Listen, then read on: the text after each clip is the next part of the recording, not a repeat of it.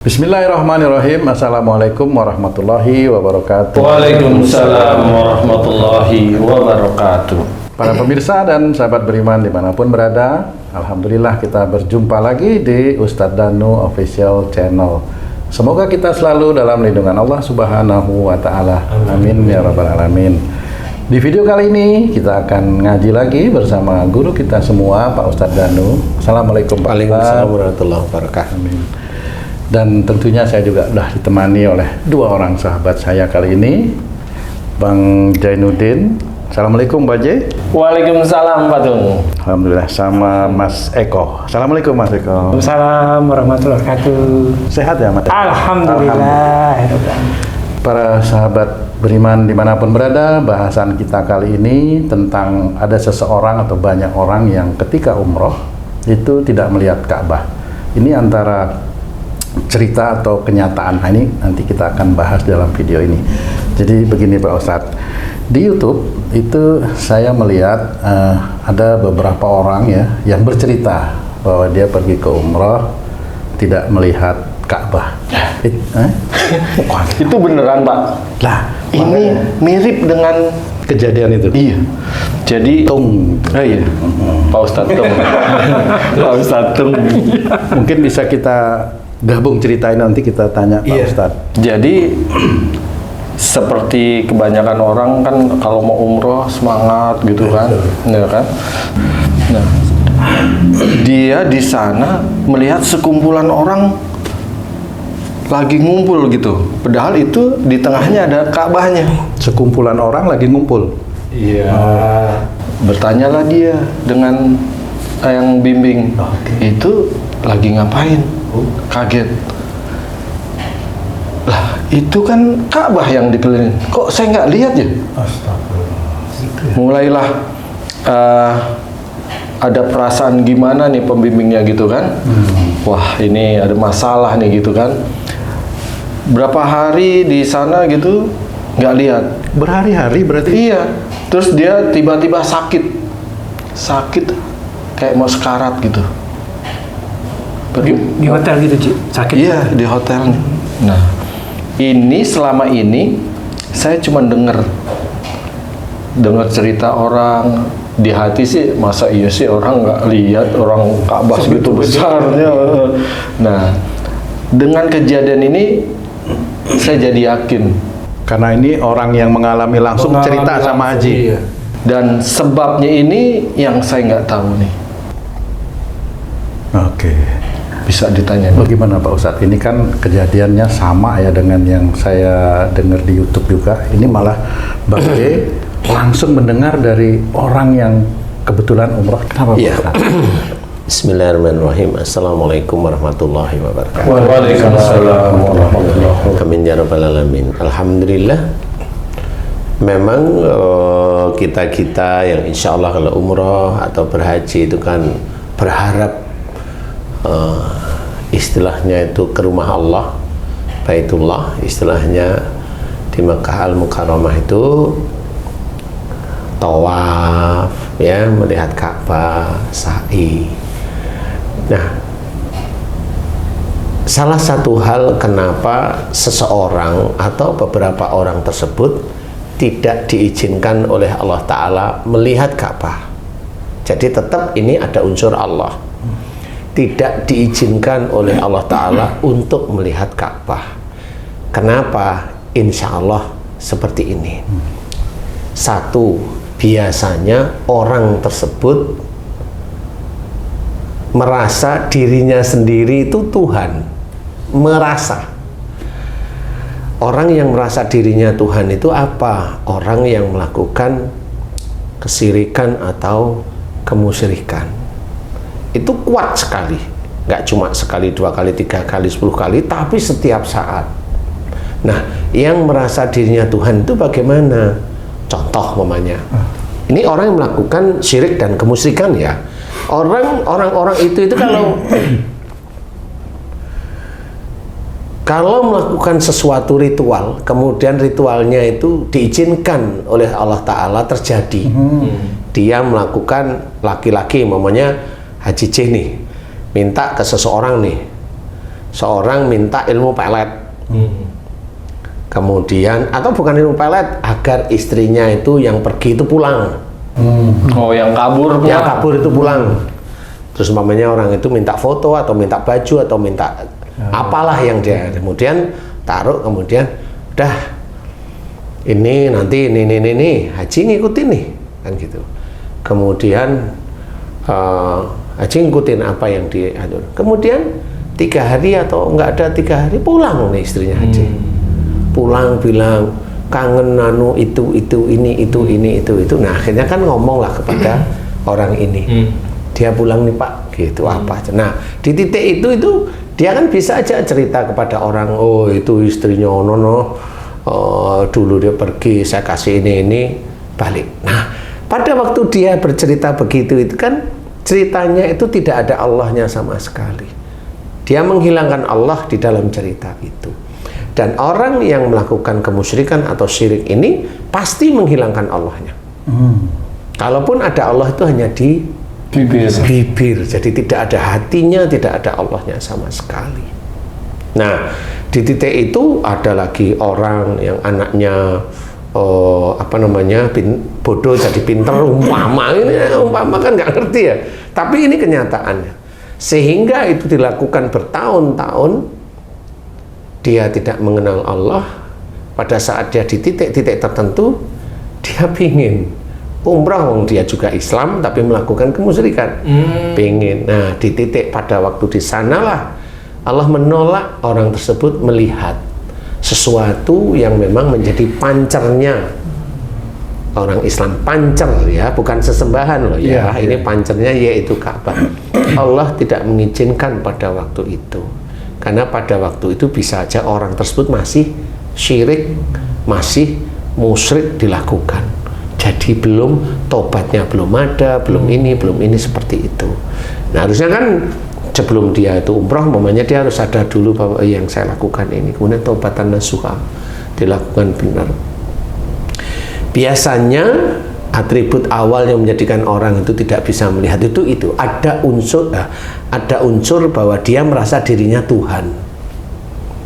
Kalau di zaman sekarang ini kan jelas musyrik ya, syirik. Nah, kalau zaman sekarang itu kalau nggak ada saya nggak bisa seperti ini, namanya seperti itu.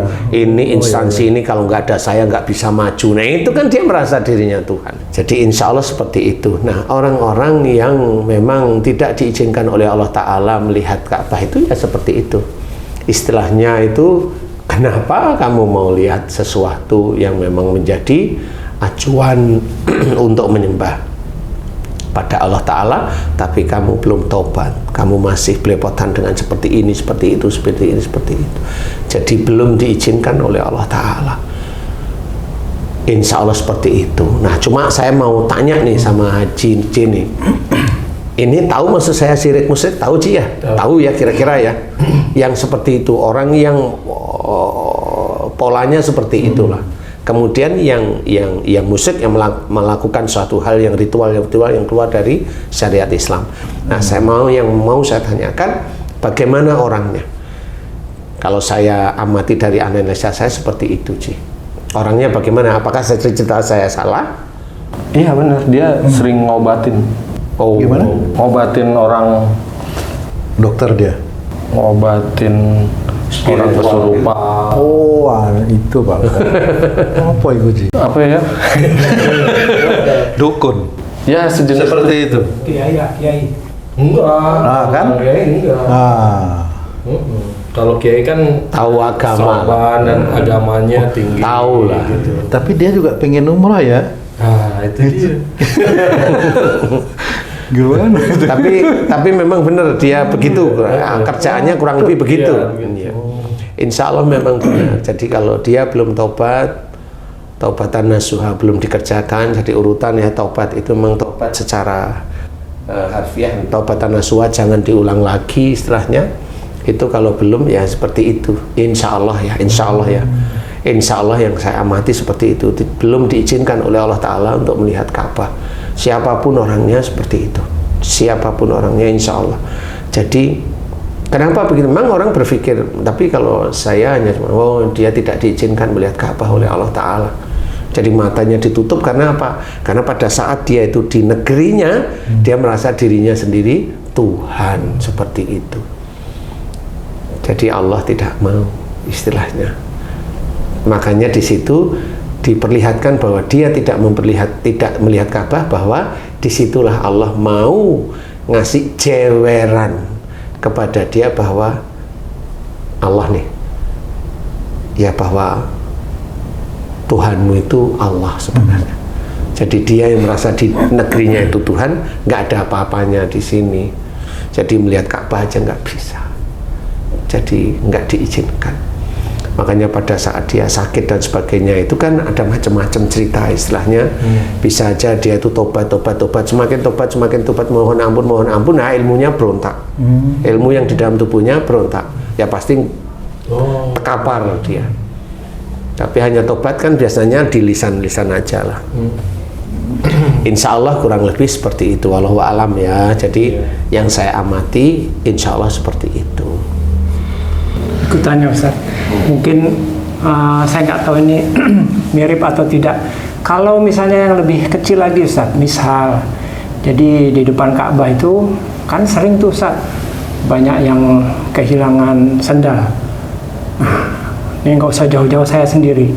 Jadi saya pernah 2 kali kehilangan sendal. Waktu saya naruh sendal, saya mikir, ntar sendal saya hilang. Saya pindah ke sana Ustaz, yang saya pikir itu lebih aman gitu. Malah bener hilang Ustaz. Dan itu 2 kali. Nah ya, saya mendengar ini jadi pengen tahu juga, apakah itu saya juga ada mirip-mirip begitu Ustaz? Insya Allah kalau kamu biasanya suuzon terhadap Allah, jadi belum ada keikhlasan. Itu kan sebenarnya hanya benda titipan, sendal itu berapa sih harganya, kan gitu ya. Kalau memang mau kamu taruh aja, nggak usah punya pikiran apa-apa. Hilang nggak hilang itu urusannya Allah Ta'ala. Sehingga pada saat suuzon disitulah Allah memperlihatkan tidak boleh suuzon. Suuzonnya di titik sandal itu aja Pak Ustadz ya? Iya. Janganlah suuzon, biasa saja. Takabur juga dibalas. Takabur juga dibalas. Takabur, walah ini kan hotel saya dekat, nggak pulang-pulang. Jadi insya Allah seperti itu memang tidak boleh. Makanya kita dibiasakan untuk bicara itu formal biasa aja, formal biasa. Kalau bercanda bilang bercanda. Jadi kalau nggak bilang bercanda ya dicatat itu seperti serius oleh malaikat. Lo emang harus ngomong, ya harus bilang ini bercanda, karena malaikat nggak tahu hati kita mau kemana, kan nggak tahu. Walaupun hati kita tahu, iya, tapi namanya mulut manusia kan tetap dinilai, otak manusia tetap dinilai. Jadi beda-beda malaikat yang mencatat otak, mulut, telinga, mata, semuanya itu akan beda-beda. Nanti kelompok yang baik dicatat buku besarnya Raqib, insya Allah. Yang tidak baik masuk ke atid, seperti itu. Totalnya istilahnya. Iya, nanti mau dilaporkan kepada Allah. Jadi harus belajar bicara yang baik. Nah, untuk menjadikan baik ya kita di negeri ini sebelum berangkat umroh atau sebelum berangkat haji memang harus di-set kita itu belajar takwa kepada Allah Ta'ala. Takwa itu tidak cuma sholat saja, tidak membaca Quran saja. Takwa itu ya menorehkan kebaikan demi kebaikan dari apa yang kita lakukan sehari-hari. Bicara karena Allah sehingga yang baik-baik. Berpikir karena Allah ya jangan suuzon. Mendengarkan karena Allah Ta'ala, jika nggak cocok, kalau nggak cocok ya jangan marah. Kemudian meyakini sesuatu itu kuat karena Allah Ta'ala, yakini kalau memang itu tidak baik, nggak usah terlalu dimasukkan ke dalam hati. Tapi kalau itu sesuatu yang baik, datangnya dari Allah lewat Quran, lewat hadis Nabi, atau sunnah-sunnah Rasulullah yang kita sering mendengar dan memang itu benar, yakini bahwa itu memang benar. Nah, di titik itulah insya Allah keyakinan tentang Allah itu kuat.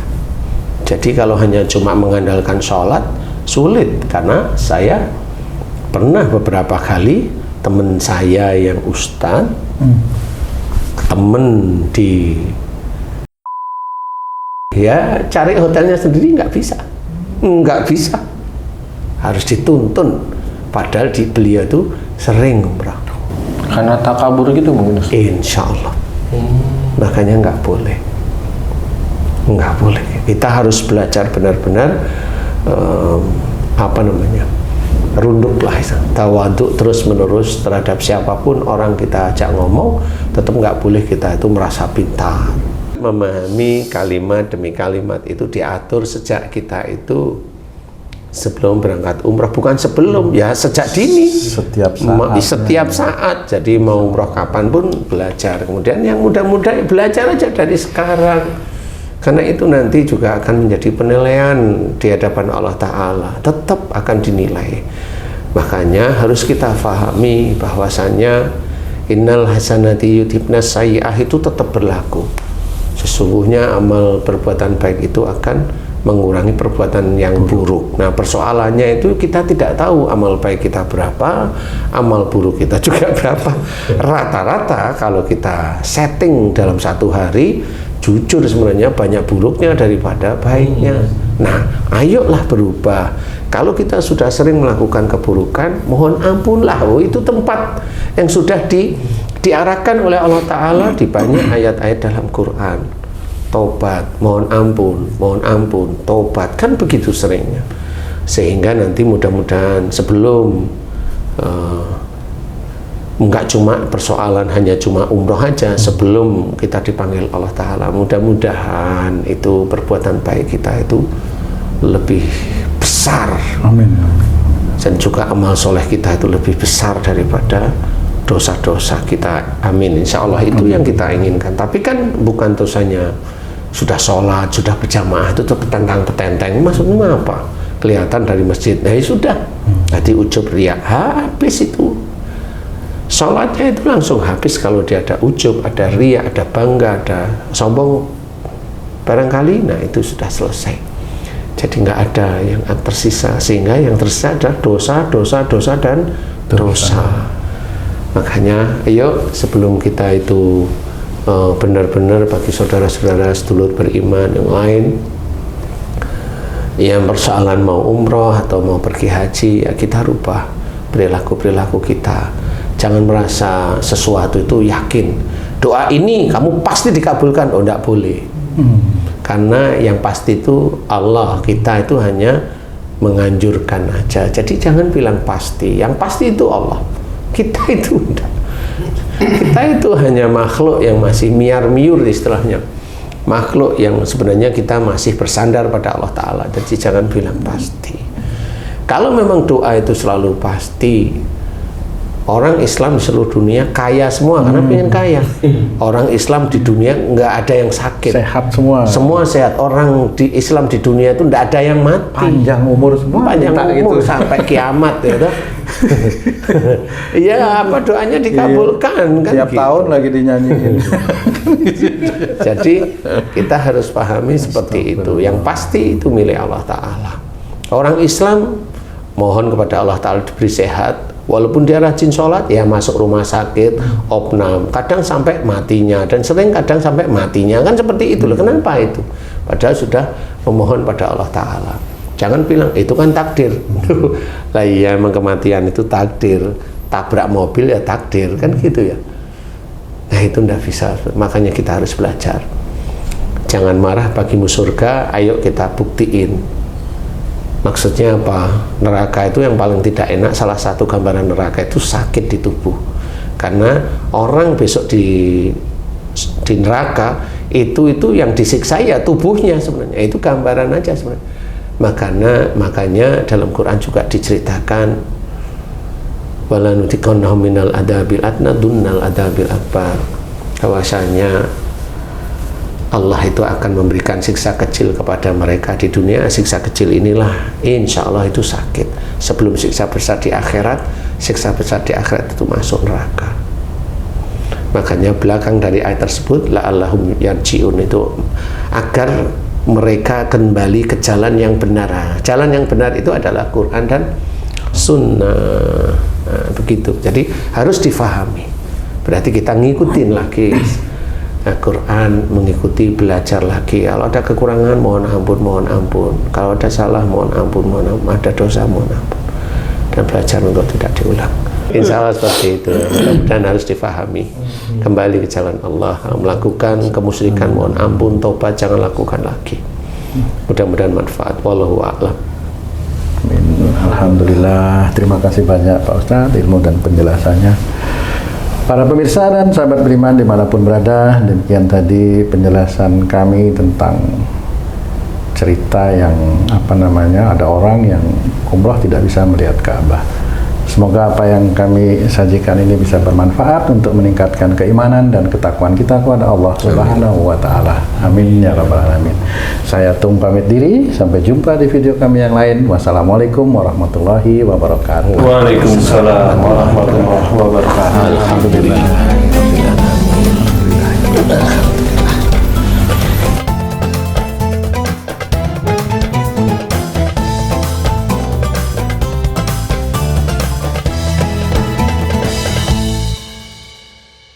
Bismillah.